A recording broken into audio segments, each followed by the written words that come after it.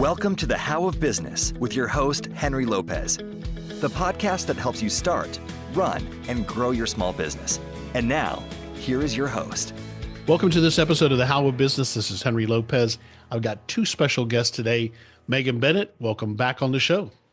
Thank you so much for having me back. I'm so happy to be here. Yeah, and she's got her client with us and someone who I've not met before. Pleasure to meet you, Patrick Montgomery. Welcome to the show. Thanks for having me on, Henry. Absolutely. So Megan is back on the show. She was previously on with me back on episode 494. She's also one of my select trusted service providers for anything related to public relations. We'll talk a little bit more about what she offers there. But she's back on the show along with Patrick Montgomery, who's one of her clients, to share. Patrick's going to share his entrepreneurial experience and his experiences with building his business, which is KC Cattle Company. And so we'll talk about that and how he's leveraged public relations in specific to help him grow and promote his business. You'll find all of the How of Business resources, including the show notes page for this episode. And to learn more about my coaching programs, find that all at thehowofbusiness.com. I also invite you to please consider supporting this podcast on Patreon. And please subscribe wherever you might be listening so you don't miss any new episodes. So let me tell you a little bit more about Megan. Megan Bennett has been on the Light Years Ahead public relations team for over 20 years now. Light Years Ahead is a premier full-service boutique public relations agency. Megan started working at Light Years Ahead just a year after college, which was just a couple years ago, right, Megan? Yeah, only about 23 years ago. A little bit ago. And she fell so in love with public relations that she stayed on and helped build the company into what it is today. Her expertise focuses on managing clients, engaging with top national media daily, and securing meaningful media placements for her clients. She has spearheaded and implemented countless successful PR campaigns for numerous brands, including Patrick's company, KC Cattle Company.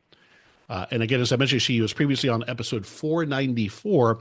In that episode, we explored her entrepreneurial journey and a lot more detail about how to use public relations to start and grow a business. Here, what we're doing is a case study, is what I used to call them, which is an opportunity to get it directly from Patrick, not just how he launched or how he got to launching his business, but how he's leveraged public relations in specific to grow his business. So Patrick Montgomery, he began his working career in the United States military and was selected and served as a Ranger in the 1st Ranger Battalion, 75th Ranger Regiment. And while serving as a Ranger, Patrick completed 2 combat deployments in Afghanistan. After exiting the military, Patrick completed his Bachelor's of Science in Animal Science at the University of Missouri. And during his last semester in 2016, he created the business plan for KC Cattle Company. And while building his business, Patrick completed his executive MBA through the University of Missouri as well, and the College of Business. Patrick is now, as I said, the founder and CEO of KC Cattle Company. They sell the highest quality Wagyu. I think I'm pronouncing that right? Wagyu? You got it. I had to look it up. Quality. I know what it is. I've tasted it, but pronouncing is always tricky. But they produce the highest quality Wagyu beef through their website and now a physical location in Kansas City, I believe. We'll talk more about that. All right. With all of that said, Megan Bennett, Patrick Montgomery, welcome to the show. Thank you. Thanks for having me on, Henry. Absolutely. Here's where I'd like to start, Patrick. I'd like to start with you, and I'd like for you to just give us a high-level introduction to what is KC Cattle Company, who are your target customers, and how do you source and sell your products? That's a big question. So just give me the high level, explain KC Cattle Company to us.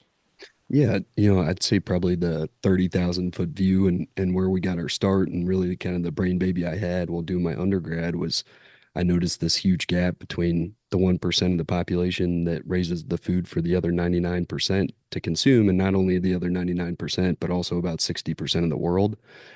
And, there's all these misnomers out there about food production, both on the consumer side and the farmer or rancher side. And I saw an opportunity there to start a business. And so the whole premise was bridging the gap between those two.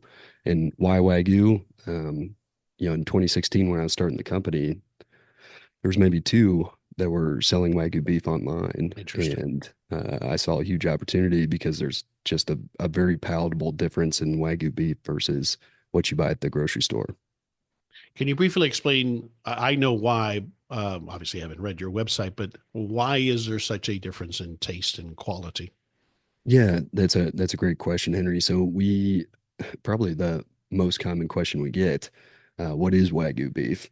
Well, it just means black cow in Japanese, and more specifically, it is a breed of cattle that hails from Japan. But what makes it so special is there's two mutations within their genome that allow for all that intramuscular fat and also the fat composition for the melting temperature to be about 20 degrees less than what you'd find in like a commercial feed yard. So it's and when you look at it, and probably you've seen it now, people have seen it. It's more marbleized, but that's an interesting fact I didn't know. The melting temperature. That means I don't have to overcook it for that fat flavor to come out in the meat. Yeah.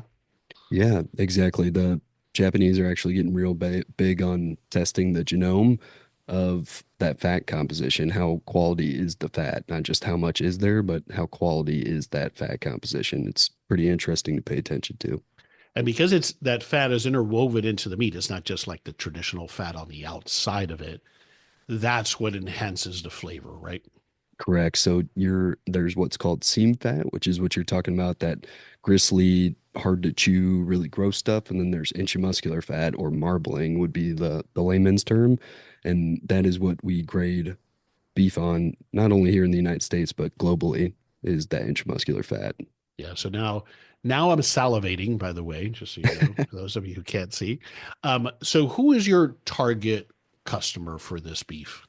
Yeah, so you caught us at an interesting time. We just launched a new initiative called Valor Provisions, actually at the beginning of this month. So we've been hard at it, and maybe we'll get around to talking to that.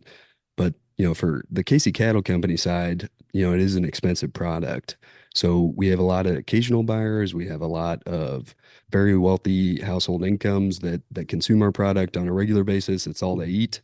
But the Valor Provision side, that's kind of us regaining product market fit. There's been a lot going on in our industry the last 2 years, and it's been very well received. And the Valor Provision side is basically not only Wagyu beef, but all of your protein in one marketplace, all produced here domestically in the United States. I see. I see. Yeah, you mentioned at the outset that when you started back in 2016, there weren't that many people. But now, when I did a search in preparation for this episode, it may not be the same stuff, but when I search for Wagyu beef, a lot of options come up online, right? A tremendous amount. So the market has now, everybody's entering it. We'll get into differentiators in a moment, but I want to go back to the sourcing. So where does this beef come from that you sell? We're either raising it here on the property that I'm sitting on right now in Weston, Missouri, or it's coming from one of our special operation partner ranches that is raising it start to finish In the U.S. in the U.S. Yep. I think that's probably a misconception. I know I probably assumed that Wagyu is all sourced from Japan still, but that's obviously not the case. No, 100%. It's a breed of cattle. If you're talking about Kobe beef, and keep in mind that the USDA doesn't enforce any of this, so a lot of these terms are thrown around very genuinely, ingenuinely, I should say, and it has not been good for the Wagyu beef brand in the United States. But Interesting. Kobe beef is a region in Japan where they raise Wagyu beef. So if you're talking about Kobe, true Kobe, Hmm. it has to come from Japan. I see. If you're talking about Wagyu, it is a breed of cattle that can be raised anywhere in the world. And actually, the most Wagyu globally comes out of Australia. Oh, interesting. Okay. All right. Great. Thanks for giving us that level set. We're going to dive in deeper, but I want to take a step back though and begin to unpack a little bit your journey. So just tell me the story of what led up to in 2016, including briefly the highlights of your military career. Is that what you did? Did you go into the military right out of high school or out of college? Tell me a bit about more about that. Yeah, so that dream and really kind of destiny for me started on 9/11. That had a pretty tremendous impact, even being in the sixth grade when that took place. I just remember feeling incredibly angry, and I made a promise that if I was of fighting age and this war was still going on, I was going to go do my part. I did ROTC for about a year and a half at a smaller college here in Missouri, and I really had that itch to enlist and go do um, the special operations job immediately. So I did that. I dropped out of school, became a ranger at Savannah, Georgia, in First Ranger Battalion. Deployed a couple times, did some really cool stuff, and then I was like, it was also a very busy time in Afghanistan, and the deployments I'd had definitely took a toll. And so, as I was dating my now wife at the time, and I was looking at re-enlisting or getting out and trying to make that big decision after my 4.5 year enlistment. And if I stayed in, I was going to go do something even more dangerous than what I was doing currently, and I had no idea what I wanted to do if I got out. So, I'm walking my wife through what it would look like to go do this other job at a different installation that's, super secret squirrel stuff and do a lot of really cool things globally. And she's like, "Huh, well, what do you think about becoming a civilian?" If I'm being honest, I And at that really point, you never. had no children? We no children. We weren't even married. We were Yeah, dating, maybe engaged at this I point. see. And the military life, being married with kids is I'm thankful I didn't have to do it because It's it's really tough. tough. Yeah, it's just a challenge. And so I made that choice, right? I spent a little bit of time doing research and soul searching, and my big thing was I really just didn't want to. I didn't want a corporate job, right? That Mm. was what I did not want to do when I got out. I loved being a ranger, but I knew I needed to try something else. What was it about the more traditional job corporate route that you knew was not going to be a fit for you? I think purpose is probably the biggest one there, Henry. I kind of always, growing up, I always assumed I would be in the special operations for almost the entirety of my career, right? As Okay. an adult, and things didn't go like I wanted them to, and I had to make this choice to get out, and I didn't want to, but I also knew staying in might be the death of my soul. And so, But again, you went into this very challenging time where now that purpose was gone. Now what am I working towards? yeah, exactly. And so I decided on becoming a large animal vet, right? I figured out I can make it through Interesting. school without taking out any student loans, which when you're a little older and you're thinking about college, those things are incredibly important. Right. And so that's why I got out, why I went to animal science, I and why see. I didn't become a vet was because that salary really didn't pencil after paying $120,000 for vet school. So Mm. Okay, so then how do you arrive at this idea for the beef? yeah, I was taking a minor in entrepreneurship while I was doing my undergrad, and I figured, hey, if I'm gonna own my own vet clinic, it probably makes some sense to understand how to read a P&L. Hmm. And I found this passion for not only large animal medicine, for large animal, for meat science, but also on the entrepreneurship side. I really enjoyed. It felt like problem solving to me, right? It's like, Hmm. hey, you get this P&L and you have to run these ratios and you have to figure out what levers to pull to fix the business. And I thoroughly enjoyed that. And Mm. so probably the precipice that pushed me all the way towards, taking that leap of faith and becoming a business owner or entrepreneur. I took an interview here in Kansas City with a corporate job after I decided not to become a vet. I see. And it was based on my former military career, and it was a lot of out of country work doing security stuff in places like Africa. Okay. And I remember the last question, it was a panel interview, and the last question they asked me was, "What questions do you have for us?" And my only question is, I don't understand what the dang job is. Could you please clarify like what you do on a day-to-day basis? And they all kind of were taken back a little bit and looked at each other, and then they looked at me, and their answer was convincing corporate we're worth the money they pay us. And I remember Mm. the breath just like fell out of my lungs because I'd promised my wife like, hey, you got to be the sugar mama while I finish school, and then we'll switch places because she always wanted to be a stay-at-home mom. I see. And yeah, that was that's what did it for me. I was Okay. either going back in the military or starting a business, and so that 2 hour drive from Kansas City back to Columbia was where I made that decision. Okay, and so how do you arrive at this particular segment of the food industry, right? I mean, obviously you had the experience with animals. I get that. You were seeing a disconnect in the supply chain and wanting to focus there. But what were you a beef lover? What did it come to that said this is what I want to do specifically? Well, this is kind of a secret, but I didn't like steak before I started the company. My parents were of the Uh, generation that cooked everything well done and of course, cook all the bought flavor out of the it. exactly and bought the on sale stuff at the grocery store. So I didn't love steak, but Interesting. what I did figure out was my wife was, and this sounds obvious now because I feel like this is a lot more prevalent, but she was really big into organic and knowing where our food came from. And Mm-hmm. if I'm being honest, I kind of thought it was baloney because I'm like I lived on MREs for a year and I Mm-hmm. did just fine. I was Mm-hmm. still skinny and fit. But I saw this disconnect between the things she was telling me and what I was learning in the classroom, which was a very traditional ag school. It's where places like Purina and Cargill and JBS and all the big ag in this country hire from. Um, and I saw this huge disconnect between the two, and I came to my own conclusions on the things I agreed with and didn't agree with. And I just thought there was this opportunity to be very transparent with our practices and explain to the consumer, like, hey, here's why we're not organic and here's why I don't do these things that there is no label claim for that the USDA allows me to put on our product. And okay, so that sparks the idea. How long from that idea to launching the business? Well, we had we made a little bit of money selling our house in Columbia. I think that was about 7,000. And I had like 8,000 in savings. And I put the business plan together. We applied for a USDA grant for it was $500,000 for value added in Missouri. And I didn't get that.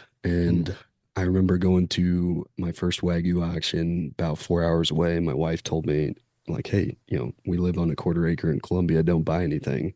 And sure enough, I bought a couple heifers while I was there. And that's where the whole thing started. And they're And still had here you on this ever taken property care of today. cattle before? That's a lot of what animal science is at Okay, all right. Mizzou. So So you got it's that experience there. yeah, yep. And I, But did growing up, you didn't have that, right? Did you? no, Okay. I was raised in a rural place, but we didn't have cattle. We only had Mhm. 5 acres. I Spent see. a lot of summers like bucking hay and doing things like that for Okay. part-time income. But my exposure to the cattle world was pretty minimal. Got it. Got it. Okay. So you get the business launch 2016 timeframe, right? Yep. So where did the funding come from then? Was it just what you were able to put together? That got our start, and Hmm. we started selling a little bit of meat literally out of the back of a pickup truck, and I then see. we were Would you working show with up like at farmers markets or just roadside or combination? Where were you selling it?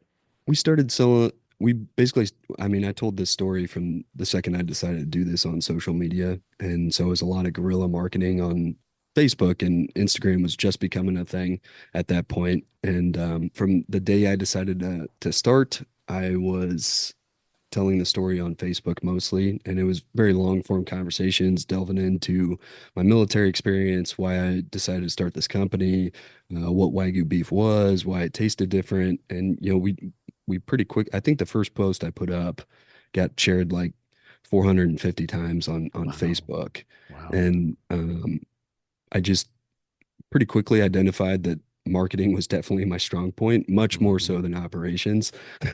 Interesting. Um, and it's been a wild ride, and marketing has definitely been one of those things that is the school of hard knocks, like it is for most businesses that are D2C.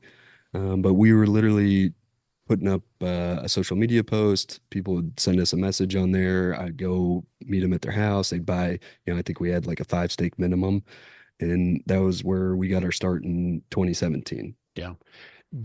How well defined do you think the brand was at that point in time? And by the brand, I mean all of the obvious things, but also I'm hearing so far and based on the research, two key differentiators, the veteran component of it, veteran owned, focused on veterans, employing veterans, and then this transparency on the entire supply chain, to put it that way, the quality.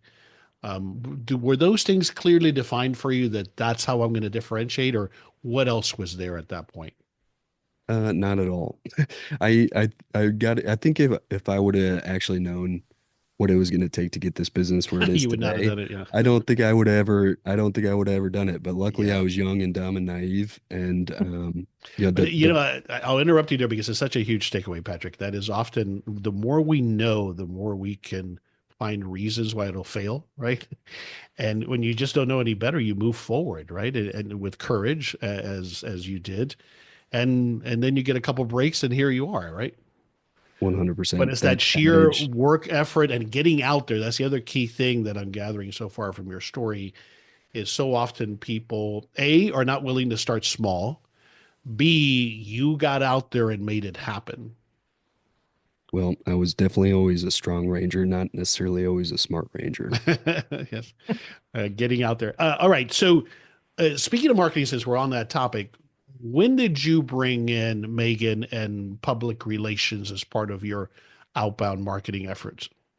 So I think Megan, correct me if I'm wrong here, but I think that would have been the fall of 2018. Yeah. Yep.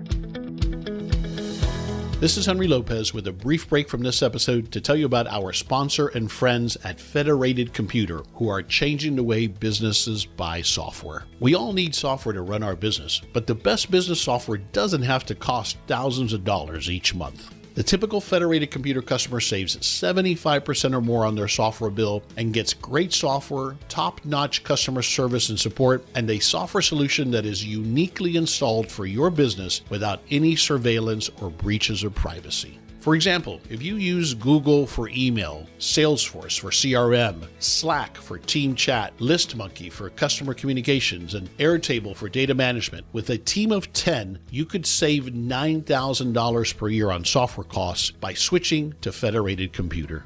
And another great benefit is that the cost of Federated Computer doesn't grow as your team grows. You can use your Federated Computer savings to grow your business rather than feed the Silicon Valley software companies. The Federated Computer team invented computing in the cloud and have the patents to prove it. Now they're taking a hammer to the ridiculously high prices of business software and have many satisfied customers to prove they deliver. Federated Computer has a special offer for the How a Business listeners. Enjoy 30% off on their already low prices when you use the coupon code BUSINESS. Learn more about Federated Computer and take advantage of this special offer to reduce your software expenses at federated.computer. You can also find the link and the coupon code on the show notes page for this episode at thehowabusiness.com.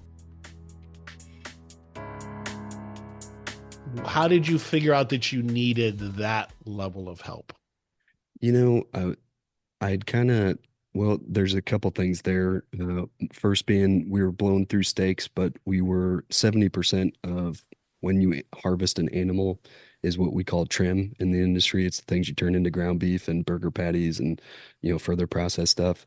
And that was killing my cash flow. We were blowing through steaks, but we couldn't give away our ground beef, which is kind of where Megan and I met through a mutual acquaintance. And she's telling me about like, hey, here's what I do as a PR firm. And, I'm pretty brash, especially at that point, because I'm still a very new entrepreneur, and I don't think I even talked to any other marketing firms or interviewed any other PR. And I liked Megan after grabbing lunch with her, and I think we hired her on the spot. Interesting. And she helped you then further craft this story of who you are, what this business is. Is that fair? 100%. I think she did a great job at really teasing out some of the finer points that allowed us to distinguish ourselves from competitors. Because this is a hard thing to do, right? These things that you're talking about, there's a lot of me too, and it's hard for the consumer to care about that because at the end of the day, this is a premium. So how do you think you've stuck to it and not succumb to, pricing or excessive discounting? Do you think what has been successful for you to stay on point, to stay on your target, to know that you're not selling to everybody, you're selling to a specific group of people that can afford and want what you have to offer? Well, we've actually, as of late, we've pivoted there. Tell me about that. Was inflation in the cattle market for domestically raised beef has been rampant since 2022. And we pretty quickly figured out that not only was this going to become unaffordable for most, on top of that, there were a million other competitors that were popping up Hmm. and they were doing a worse job, but they had bigger marketing budgets. And Right. it's like they had the louder microphone and a crappier product, and we couldn't get above the fray to stick out. And so we started to really show some problems in the spring of 2022, cash flow wise, sales wise, across the board. And we really didn't figure out the path forward until this year. And for Wow. the first time in a year and a half, we're finally seeing the light at the end of the tunnel. So I see. How did you financially, did you just make ends meet, or did you have to borrow more money or bring in investors? How did you get through that period of time financially? I think all of it, Henry. Yeah, We definitely we took advantage of some of the um loan vehicles that came out during COVID that sure. there were really good deals that saved us in 22. Okay. By the end of 22, I was like, we need more money for marketing. That's our biggest Hmm. thing that's killing us here is like, you have these other competitors that wouldn't raise money through PE and VC, and they might have a crappier product, but they got better packaging, they have better marketing, they have better videographers, they have better photographers, and they're kicking my butt. Hmm. And so 2023, I spent almost the entirety of that year trying to raise with private equity and VC, and really even the beginning of this year before I finally put a kibosh to that. We Okay. did end up bringing on a couple angel investors, though. I see. Okay. All right. Thanks for sharing that. All right. I want to go back now. When you think back to not too long ago, enough certainly to remember, and as you help other veterans, but what are one or two of those challenges that you had to overcome making that transition from military service to being a business owner? I think I touched on it a little bit at the beginning there, but I was very well prepared when I got out. I'd already been accepted to college. I knew, how I was going to pay my bills. I had my my housing situated, but the part I really didn't think through, I was pretty disenfranchised when I was walking out the door, and I didn't think I would miss it at all. And I was dead wrong there. I missed the camaraderie and I missed the purpose. And so what I would caution any veteran that is thinking about making that leap, because I do think you have plenty to offer the country on the civilian side, is to really spend some time soul searching on, hey, I'm hanging up the uniform, and even if I think that I hate this, uh, what is going to make me feel as fulfilled or purposeful as what I do now? Hmm. Hmm. So that was the camaraderie, and then that feeling like that you had this higher purpose. You have to find that, and you have to find that perhaps in a slightly different way, if I'm following you correctly. Maybe the adrenaline. I mean, we were like chasing down some of the worst people on the planet, and so there's an adrenaline rush that goes along with that, and you do become a little bit of an adrenaline junkie. Of course. And the business side definitely has no shortage Yeah, that's of, true. of Of cortisol challenges. and adrenal gland dumps. Do So you do other activities or other things that give you some of that that complements what you do in the business? 100%. I am very I don't budge on the fact that my priorities go religion, my family, then the business, and then my physical health, and everything else is behind that. So I don't budge on working out. I make that happen 5 days a week. And if I'm not working out or working, I'm with my family. So, Mhm. it's like people ask about hobbies and stuff like that. And it's like, hey, we're almost through a really tough couple years for the business, and I'll pick those back up. But Yeah, sometimes you've got to put your nose to the grindstone and get after it. agreed, agreed. How do you personally manage all of those responsibilities as in the at home, your individual health, the business? Do you use a calendar that you have it all on? How do you prioritize and manage where your time is going to go on a weekly basis? Yeah, definitely calendar is huge. If it's not on my calendar, I'm probably not going to show up or be there. Um, Megan can attest to that. Yes.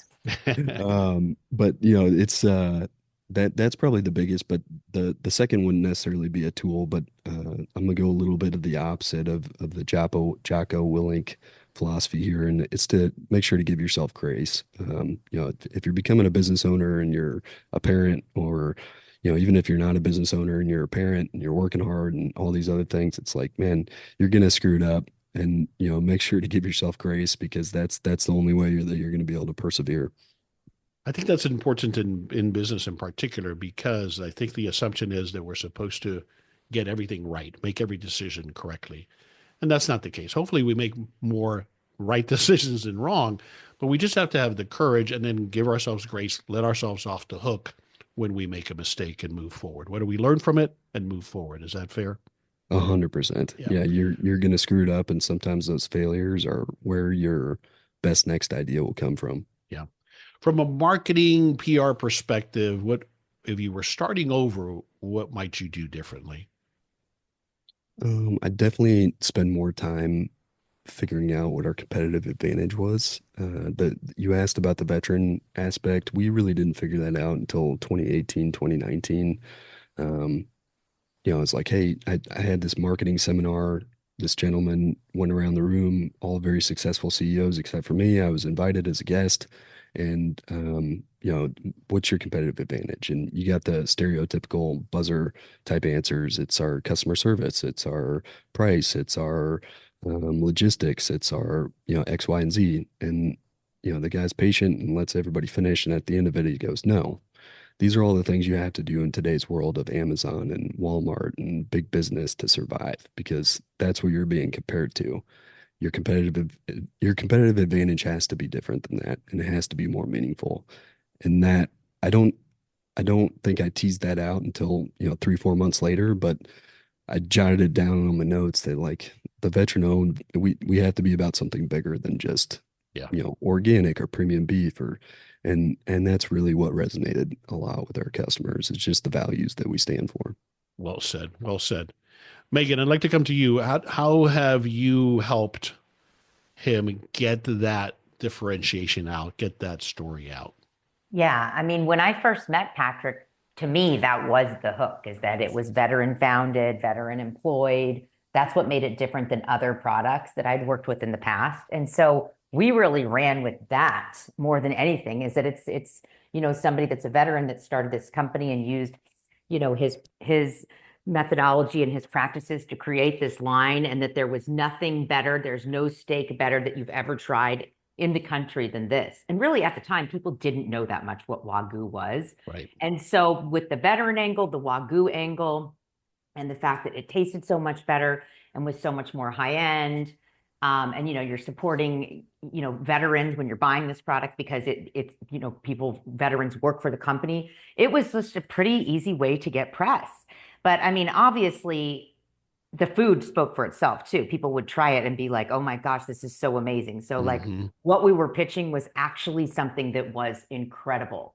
And once we got into the ear of the media and tried to pitch both the food story, the product story, along with the business story, it all came together. And that's how we started to get so much coverage, that the brand became, really well known in the category.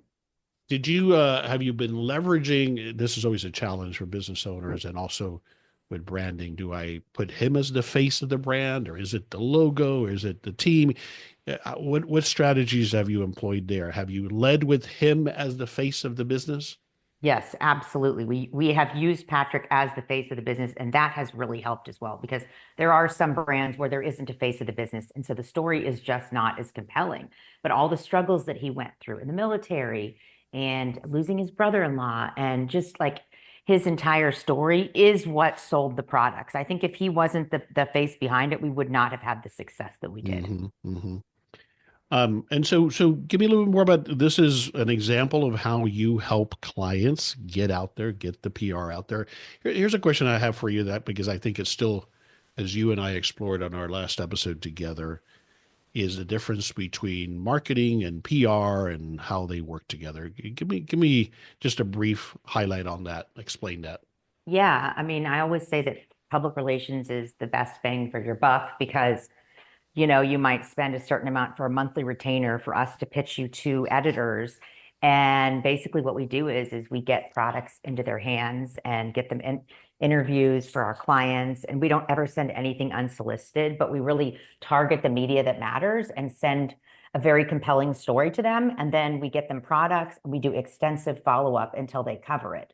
And so it's not us paying them to write an article about the brand. It's us just reaching out to them. They're interested. They want to cover it in their own, their own perspective, their own third-party editorial, and they cover it. And so it's so much more authentic than, let's say, paying for an ad or, boosting a post or something, because this is something that they want to cover because they like the product, they like the experience. Whereas with traditional marketing and social media and advertising, those are things that are more pay to play. You're paying to see results. And this, you're not. You're, putting yourself out there, getting products into samples, and then it's up to the editors and the media to do that for you based on how they feel about the brand. Excellent. All right. Great. Let me come back to you then, Patrick, as we start to wrap it up here.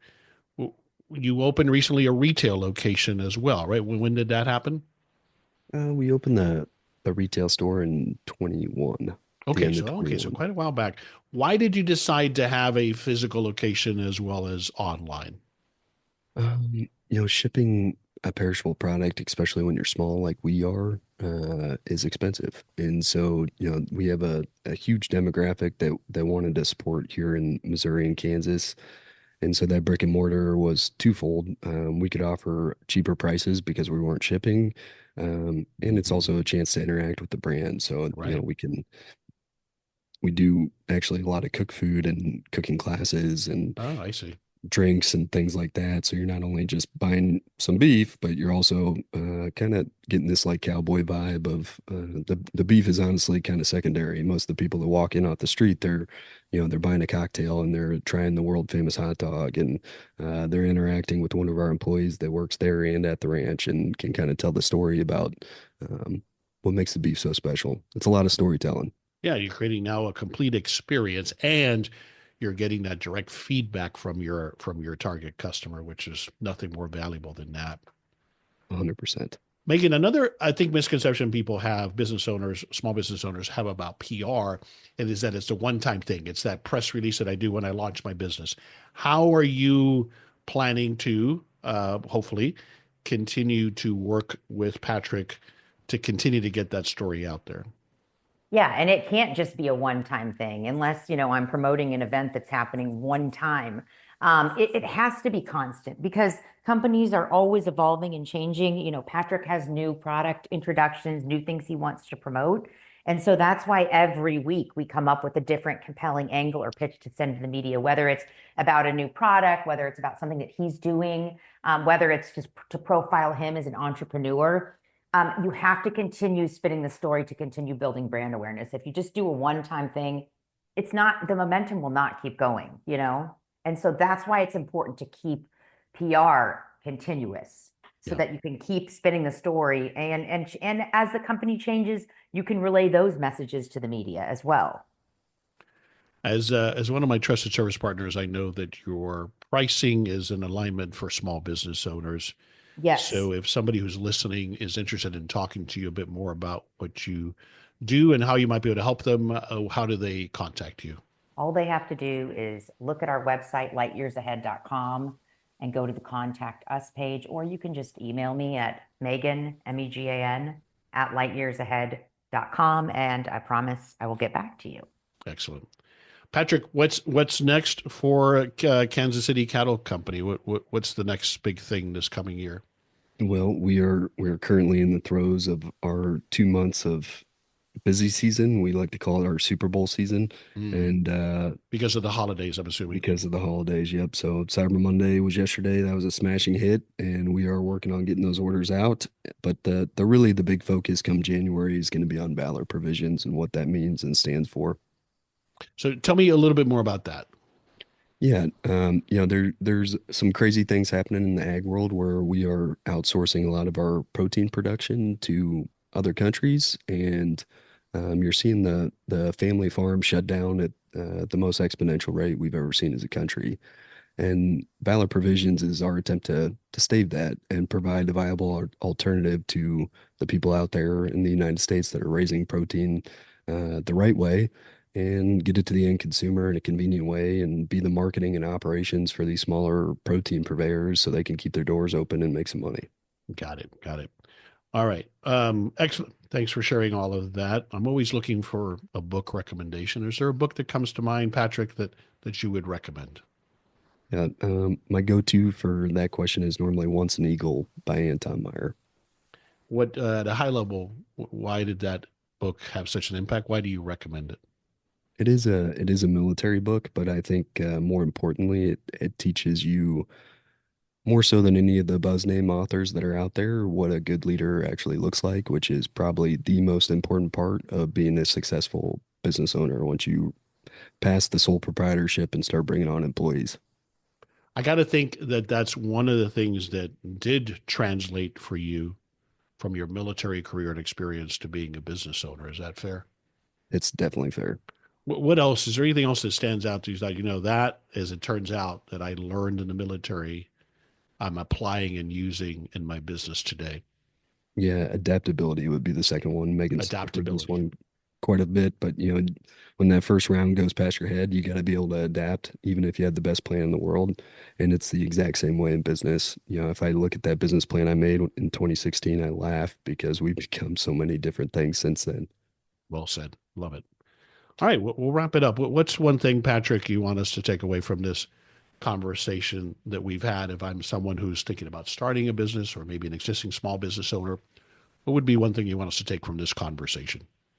Yeah, I think the biggest would be to get out there and go trust in yourself and at least be the man in the arena, man or woman in the arena, and attempt to start your business, because entrepreneurship and starting new businesses and innovation is down roughly 50% over the last 20 years in the United States. So we need more people out there doing it if we want to remain the best country in the world.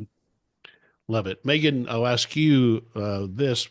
What do you want us to take away from how he has, Patrick, and Kansas City Cattle Company, how he's leveraged PR and the services that you offer to get that story out and help him grow his business?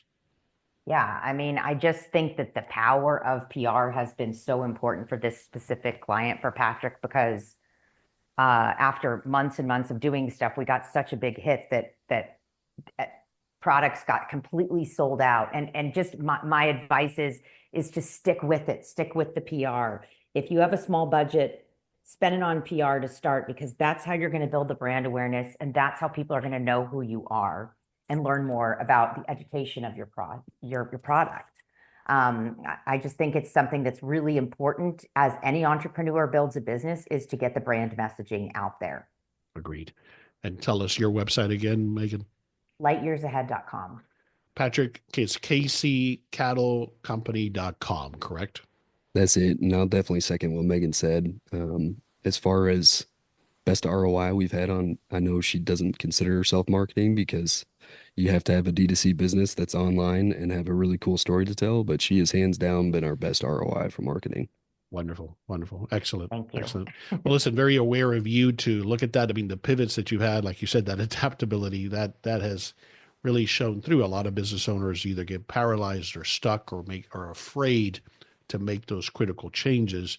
You've known that you've had to, even in this short of a lifespan so far as a business owner, these critical adjustments. And that's what business is all about. All right, Patrick, thank you so much for taking the time to be with me, for sharing so candidly and answering all my questions. Thanks for taking the time to be with me today.